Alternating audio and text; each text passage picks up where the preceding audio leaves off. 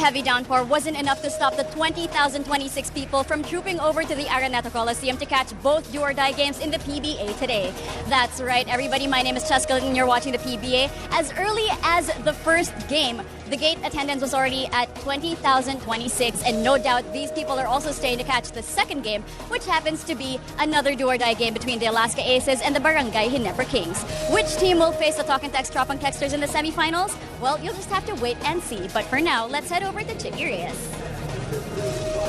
It's a full house Big Dome on a rainy PBA Sunday, and everyone inside the Araneta is excited to see how this series will end between these two very popular ball clubs. And our protagonists tonight are the Alaska Aces, who will go up against the Barangay Ginebra Kings for the fifth and final game of their quarterfinal series. Good evening, basketball fans. Chicky Reyes here at courtside, and I will be taking care of the Barangay Ginebra camp. This is the final game, the fifth game, and the 4 games that they have played against each other were all close calls. And I'm talking about the first 4 games of Ginebra against Alaska. In games 1 and 2, Alaska's average winning margin was 3 points. In games 3 and 4, Ginebra's average winning margin was 4 points. Interesting to note too that in the games Alaska won, they have limited Ginebra to less than 90 points, while in the games Ginebra won, the Kings scored more than 90 points. So who will end up facing the Talk and Text Tropang Texters in the semifinals? Will it be the Aces or will it be the Gin Kings? Jump ball na to, jump ball. Oh, Italian on a bust out. The Rocket takes off. Yeah, now it's 50-50 chance, anybody's game, and hopefully we can come out with the same mindset that we had when we were down 0-2. Simpson will be called for an offensive foul. That will be number 4, and that's big.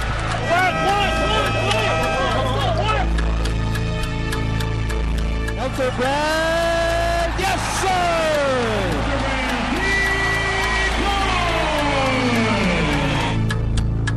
Ital for 3, yes sir!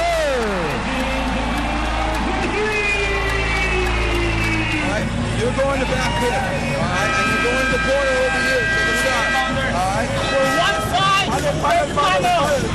Yes, DeVance could have traveled. Yes, he did. Yes, he did. Big error here in the part of Joe DeVance.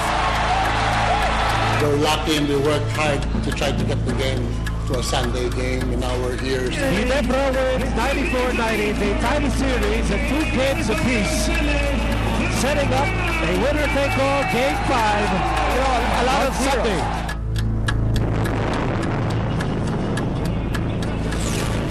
Jason Webb and I did the first 2 games of this series, and the way it went, Alaska's way, I said, I'm not going to work anymore. I won't see you anymore until the next round.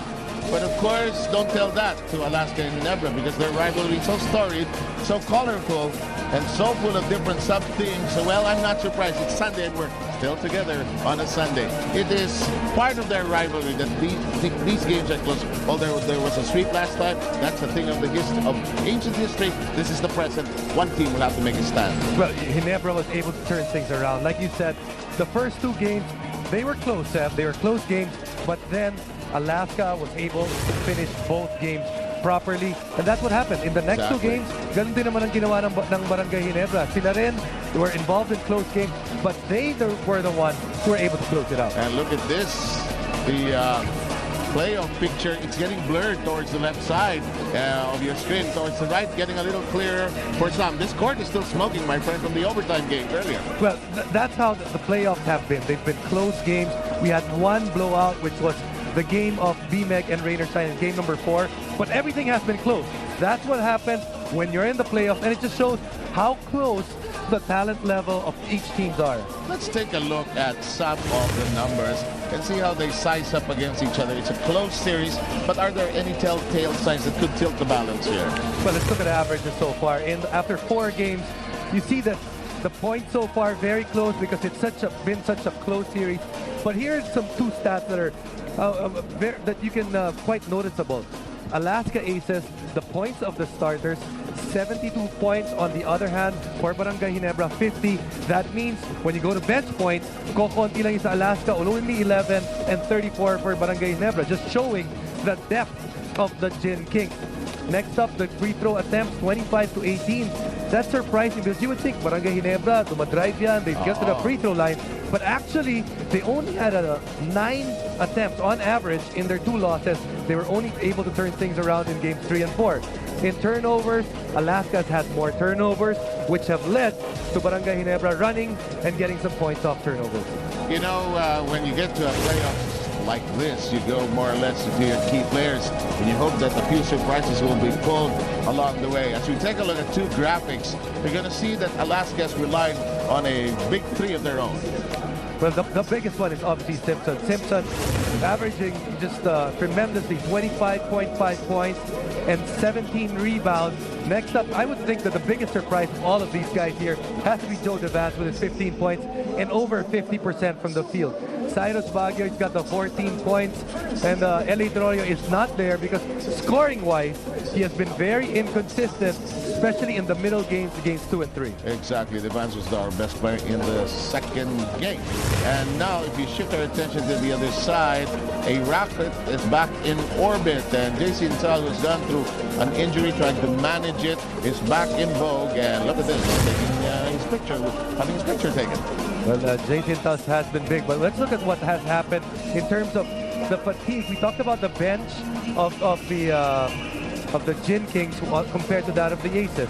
Look at the number of minutes. This is total, Lahat na to ng mga bench players na ginamit nila. Ilang minutes ba yung nilalaro nila? 59, 63, 55, and 54. In one game, Seb, there's a total of 240 minutes to be played in a game to be spread out between your starters and your bench players. So you can see right about 25% is only consumed by the bench of Alaska. That's a far cry from that of Ginebra, which is at about the 30+%. Exactly. And somehow Tim Cone has reduced the size of his lineup, sort of concentrating on about 7 or 8 players. And Kopech Robinson, of course, was one of the surprises. I was beginning to talk about the rocket. I sent it into orbit a little too early, but not better late than never, because Ginebra is thankful that he's back in orbit. Well, in the first 2 games, he was definitely not there, not a non-factor.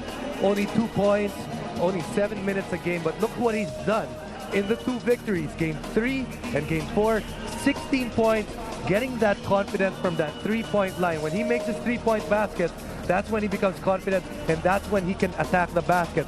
Of course, he's been given more minutes, and that's why, of course, he's been able to showcase his stuff. When we get to the most delicious part of this discussion, which is the webpage, which we called last Sunday as the newly energized, reinvigorated. Don't mind that guy who's speaking in the background. Let him talk about the starters. He's our friend Boy Season. So let's take a look at the webpage. Who do we begin with? Let's begin with Alaska right now. For Alaska, ano ba yung mga kailangan nilang gawin para makuha nila itong serye na to? I think number one, they have to continue to crash the boards. They're in 4 games. 3 out of 4, those 4 games, Alaska has won the battle of the boards. And that's huge because when you look at it, Ginebra is actually the #1 rebounding team in the league. Although they play 3 small, they rebound the ball very well. So they have to, talking about Alaska, they have to continue to out-rebound the Gin Kings, because if they don't get a lot of rebounds, the Kings will have an opportunity to run. Next up is to find a 4th and a 5th option. Napag-usapan natin kanina, they've got a consistent 3 guys working there. But who's going to be number 4? Is it going to be L.A. Tenorio? Is Sanitos going to play today and play big? What about Tony De La Cruz? They need those guys in a close game like this, in a close series, and in this a knockout game that we have today. And finally, stay under control. And this means in many ways than just staying under control. 1, they have to stay under control in terms of speed and tempo. And 2, when the crowd gets involved, Alaska has got to show its experience and to be able to stay under control and manage the crowd in that sense.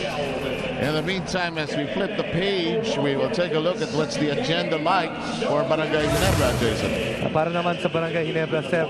Number 1, force turnovers and run. Barangay Ginebra doesn't force a lot of turnovers, but they have to do it in this game. They want to be able to get Alaska in a transition game, give a chance for the crowd to get involved in the game, and they've been successful when they get on the open court. Next up, they have to utilize their bench all throughout the series. This team has outscored the bench of the other team